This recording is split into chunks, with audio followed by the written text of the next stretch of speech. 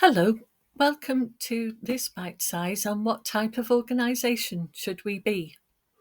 We put this one together to help you if you're thinking that you want to set up your group in an official way, but you're not too sure how to go about it and what kind of structure would be best for you. It's a little longer than our other bite sizes, so you may want to be ready to pause it as you go through to have a think, or flick through to the section that's looking at the type of organisation that you're particularly interested in. So just to say, there are actually lots of different types of VCSE organisation out there, and we're just going to look at the three main ones that people ask us about here at VOSCA. For a full list, see the resources on our website.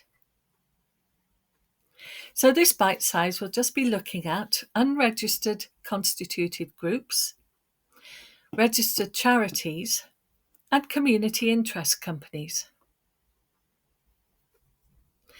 First, a bit of jargon to help you understand what we're going to be looking at. A constitution or governing document sets out the rules for how the formal part of your group will run. It covers all sorts of things, like membership, voting, record keeping. It's a very important document and the foundation of your group.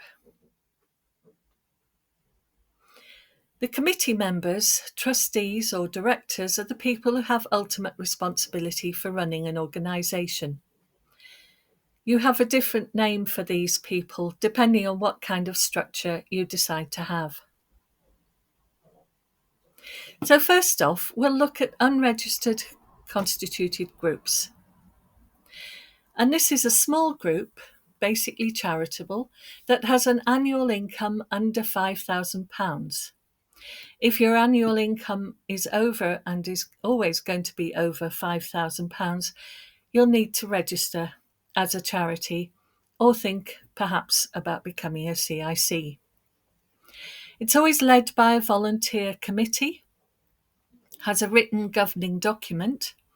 You'll find a template for this document on our website, and it has a bank account in the name of the group. And this is the right structure for you if your group is small and you're not planning on growing right now.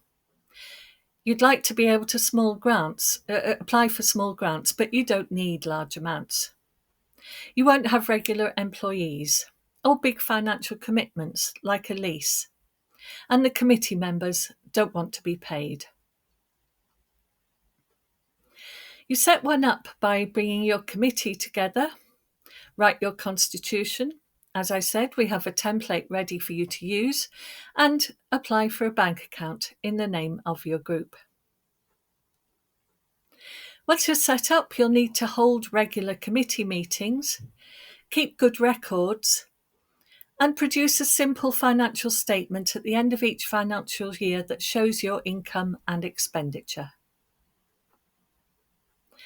Second organisation we're going to look at is a registered charity.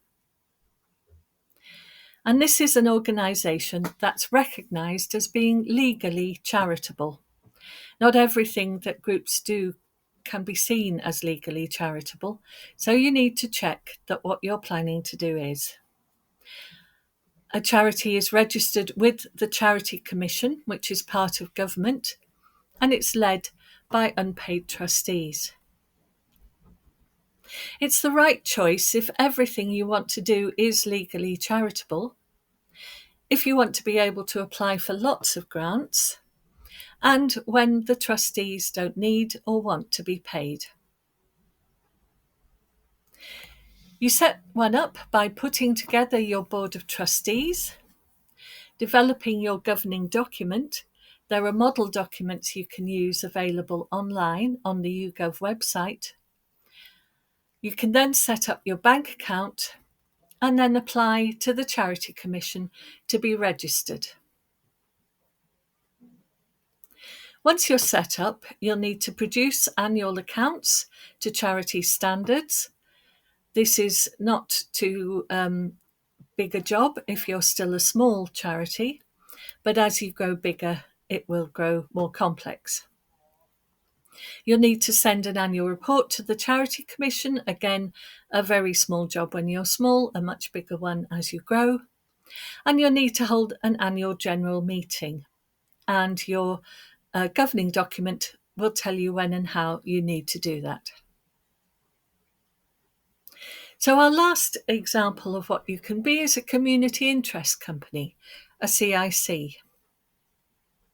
A CIC is basically a company, but it also has social objectives that it has to fulfill. These are written into your governing document, so there's something that you absolutely need to do. It's the right choice when you'd like to have access to some charity grants as well as trading, because you do have a strong social purpose, and when some or all of your directors want to be paid. To start your CIC, you'll need to get a team of directors together. You can start with just one, but you'll need at least 2 or 3 if you want to apply for grants. You then put together your governing document. Again, models for this are available on the YouGov website. And then you apply to Companies House and the KIC regulator to register your KIC. You just make one application, but these 2 organisations check that you've done everything right and that they can accept your application. Once you're set up, you'll need to produce business accounts every year and submit them to Companies House. Again, the size and complexity of the accounts will be to do with how much income you've had.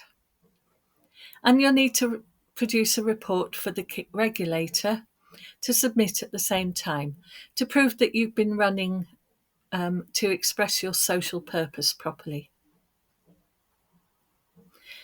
We have a webinar on our website with step-by-step instructions on how to set up a CIC.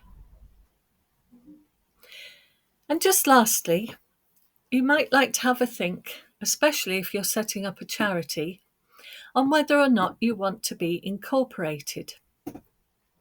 Incorporation sets up your organisation as an individual in law. This means that the organisation signs contracts, employs people, etc., not the individual trustees or directors. This gives important protections if anything goes wrong. Incorporation is a really good idea if your organisation is planning to grow so that you will employ people, have a lease, etc. A constituted group isn't and can't be incorporated. A registered charity can be set up as either incorporated or unincorporated.